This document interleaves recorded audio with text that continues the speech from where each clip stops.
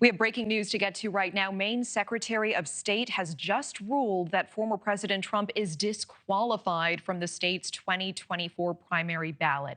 We do want to get straight to News Nation's Kellie Meyer right now, live for us in Washington. Kellie, I know that this is just breaking in the last 8 minutes or so. What are we learning?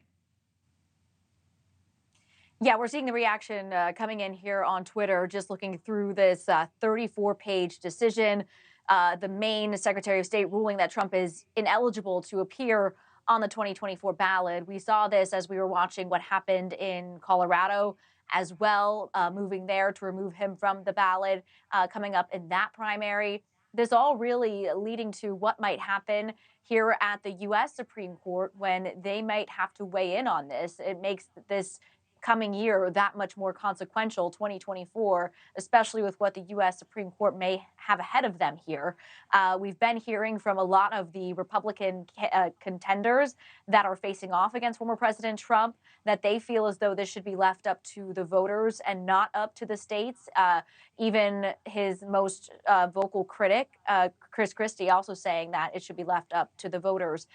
We've heard from the Trump campaign previously on the Colorado decision that they were planning to appeal it. They felt that this was un-American, as his lawyers have said. We have yet to hear from the former president's team just yet, as this is just coming out, but we are watching to see what they may say. I can imagine that they will likely try to appeal this as well to the U.S. Supreme Court. Yeah, so Kellie, what is happening in Colorado now? Does that mean that Trump will be on the ballot in that state? So right now, as it appears, he will be on the ballot that is set to be printed on January 5th. So that is quickly approaching. That is unless the U.S. Supreme Court can weigh in here. So as it stands right now, while he is appealing, while these legal proceedings are ongoing, he will remain on that ballot. And we even heard from the Colorado Republican Party saying that they were willing to throw away the primary and then move to a caucus just to make sure that former President Trump remains eligible there for voters to select him in 2024. So this really is teeing up, as we've been saying, such a consequential 2024. And we've been seeing the support coming in for former President Trump as these decisions come in.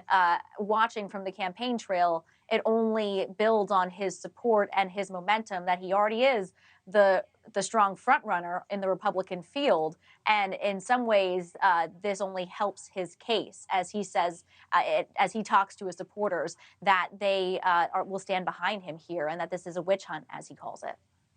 All right. Our thanks to you, Kellie Meyer, and the question, how many more states will there be? Thank you so much.